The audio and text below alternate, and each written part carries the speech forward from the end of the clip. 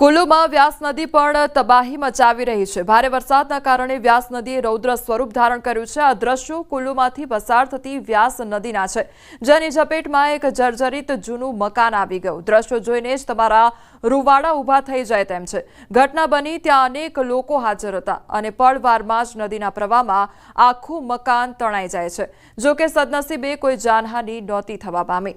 તો આ દ્રશ્યો કુલ્લુના છે કે જ્યાં સતત વરસાદ વરસવાને કારણે જે પાણીનો પ્રવાહ જોવા મળી રહ્યો છે, જે વ્યાસ નદીમાં સતત પાણીનું જે સ્તર છે તે વધી રહ્યું છે અને ગતિમાન પ્રવાહ જોવા મળી રહ્યો છે। તેમાં એક જર્જરિત મકાન ઝપેટમાં આવી ગયું અને આખું જર્જરિત મકાન જે છે તે પાણીના પ્રવાહમાં વહેતું થઈ જાય છે। આખું ઘર ધ્વસ્ત થઈ જાય છે। ઉત્તર ભારતમાં ભારે વરસાદના કારણે હિમાચલના કુલ્લુમાં પણ તબાહીના દ્રશ્યો સામે આવ્યા।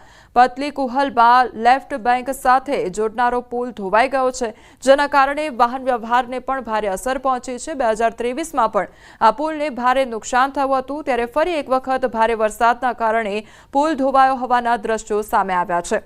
તો 2023માં પણ આ જ પુલને નુકસાન થયું હતું અને ફરી એકવાર એ તસવીરો સામે આવી છે કે જ્યાં ફરી એકવાર પુલમાં તબાહી સર્જાઈ છે અને તેના કારણે જે લોકો છે તેમને હાલાકી વેઠવાનો વારો આવ્યો છે।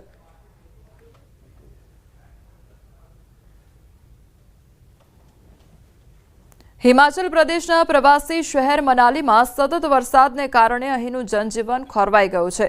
ખીણમાં વરસાદને કારણે અહીં વહેતી નદીઓ અને નાળાઓ પૂરમાં આવી ગયા છે। તો બિયાસ નદી પણ પૂરમાં છે। બિયાસ નદીમાં પૂરને કારણે મનાલી ચંદીગઢ રાષ્ટ્રીય ધોરીમાર્ગ 3 બિયાસ નદીમાં ધોવાઈ ગયો છે। તો મનાલી નજીક બહાંગમાં એક રેસ્ટોરન્ટ અને કેટલીક દુકાનો નદીમાં ધોવાઈ ગઈ છે। આવી સ્થિતિમાં મનાલીથી કુલ્લુ જતા તમામ વાહનોને ડાબા કાંઠેથી મોકલવામાં આવી રહ્યા છે। બિયાસ નદીનું પાણી મનાલી નજીક લોકોના ઘરોમાં ઘૂસી ગયું છે। તો સ્થાનિક લોકોનું કહેવું છે કે ખીણમાં સતત વરસાદ પડી રહ્યો છે, જેના કારણે અહીં વહેતી બધી જ નદીઓ અને નાળાઓ પૂર પ્રભાવિત થયા છે।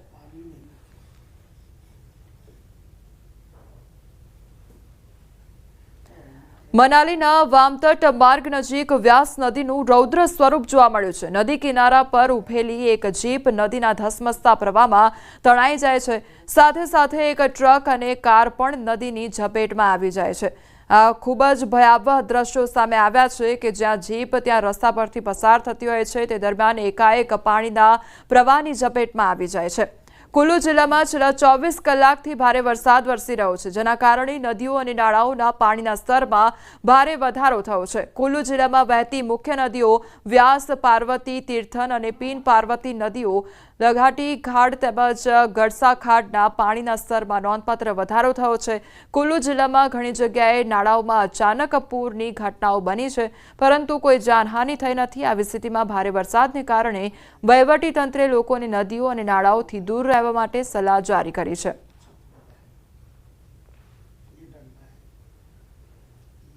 હિમાચલ પ્રદેશના કુલ્લુ જિલ્લામાં છેલ્લા 2 દિવસથી ભારે વરસાદને કારણે સમાહન નજીક મનાલી લેહ રોડ સંપૂર્ણપણે ક્ષતિગ્રસ્ત થઈ ગયો છે। ઓલ્ડ મનાલીથી બુરુઆ સુધીનો લિંક રોડ પણ તૂટી ગયો છે। વ્યાસ નદી અને મનલસુ નાળાના પાણીનું સ્તર ખૂબ જ વધી ગયું છે। લોકોને નદીઓ અને નાળાઓની નજીક ન જવા અને ખૂબ કાળજી રાખવાની અપીલ કરવામાં આવી છે।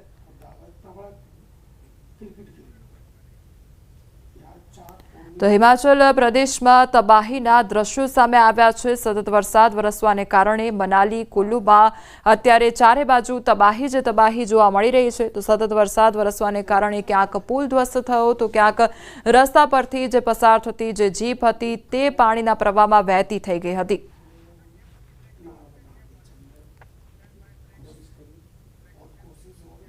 સમાચારોમાં આગળ વધીએ તે પહેલા રોકાઈશું એક બ્રેક માટે।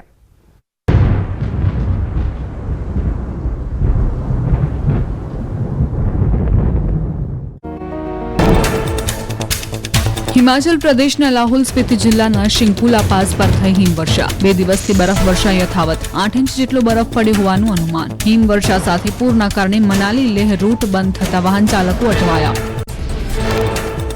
ઉત્તરાખંડના ગંગોત્રી નેશનલ હાઈવે પર ભૂસ્ખલન। નાલુણા પાસે પહાડનો એક મોટો ભાગ અચાનક તૂટી પડતા રસ્તો બંધ થાવ। ભૂસ્ખલનના કારણે ગંગોત્રી નેશનલ હાઈવે પ્રભાવિત થાવ।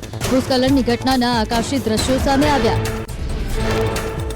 જમ્મુના જાવેદનગરમાં વરસાદે મચાવી તબાહી. નદીના કિનારે બનેલા ઘરો પત્તાની જેમ ધરાશાયી. 16 જેટલા ઘર ધસમસતા પ્રવાહમાં વહી જતા પરિવારો ઘર વિહોણા બન્યા. ભારે વરસાદથી 16 ઘર તવી નદીમાં વહી ગયા. જમ્મુના રૂપનગરમાં બીજા દિવસે પણ વરસાદનો કહેર જોવા મળ્યો. વિવિધ વિસ્તારોમાં વરસાદના કારણે થયેલા વિનાશના દ્રશ્યો સામે આવ્યા. જમ્મુ કાશ્મીર ટ્રાફિક પોલીસ અને પોલીસ જીવન પૂર્વવત કરવા કરી રહી છે મહેનત. જમ્મુ કાશ્મીરના રૂપનગર વિસ્તારમાં પૂરનો પ્રકોપ. ધસમસતો પ્રવાહ લોકોના ઘરમાં ઘૂસી જતા લોકોની ઘરવખરી પલળી. પૂરના કારણે 50 પરિવારોની સ્થિતિ કફોડી બની. જાહેર માર્ગો જળાશયમાં ફેરવાયા હોય તેવા દ્રશ્યો સામે આવ્યા. જમ્મુ કાશ્મીરના બામિયાલ પઠાણકોટમાં રસ્તો ધોવાયો. ભારે વરસાદના કારણે સ્ટેટ હાઈવે ધસી પડતા અનેક ગામો સંપર્ક વિહોણા થયા. વહીવટીતંત્રએ લોકોને કામ વગર બહાર ન નીકળવા અપીલ કરી. ખરાબ હવામાનના કારણે શાળાઓમાં રજા જાહેર. ઝારખંડના ગુમલામાં સિસાઈનો જાયરા પુલ તૂટી ગયો. અનેક ગામોનો સંપર્ક તૂટી ગયો. સદનસીબે દુર્ઘટનામાં કોઈ જાનહાનિ નહીં. નોકરી ધંધે અને શાળાએ જતા લોકોના કામ અટકી પડ્યા. વહેલી તકે નવો પુલ બનાવી આપવા ઉઠી માંગ. પંજાબના મોહાલીમાં પાણીના ધસમસતા પ્રવાહમાં જીપ તણાઈ. જીપ ચાલકને સમજાવવા જતા પૂરના પાણીમાં ઉતારી હતી જીપ.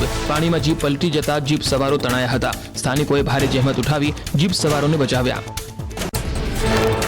ઝારખંડના સિમડેગામાં સતત વરસાદથી કુદરતી સૌંદર્ય સોળે કળાએ ખીલી ઉઠ્યો. દાનાગદ્દી, રાજાડેરા અને કેલાઘાટમાં પણ પાણીના સ્તરમાં વધારો. દાનાગદ્દીની શંખ નદીમાં ઘોડાપુર સાથે કેલાઘાટ ડેમની સુંદરતાને ચાર ચાંદ લાગ્યા.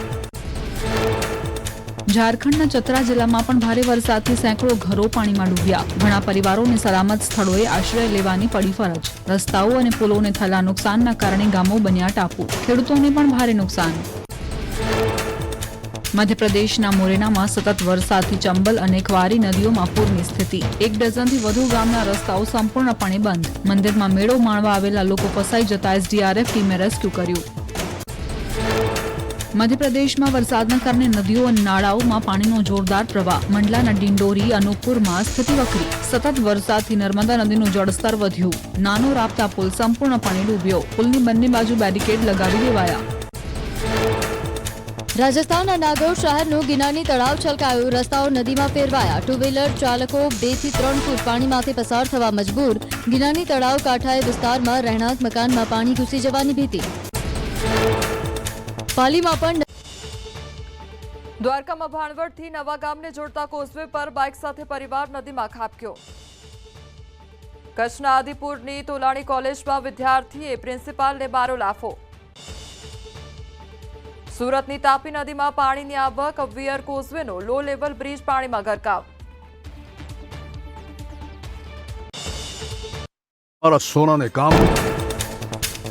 હિમાચલ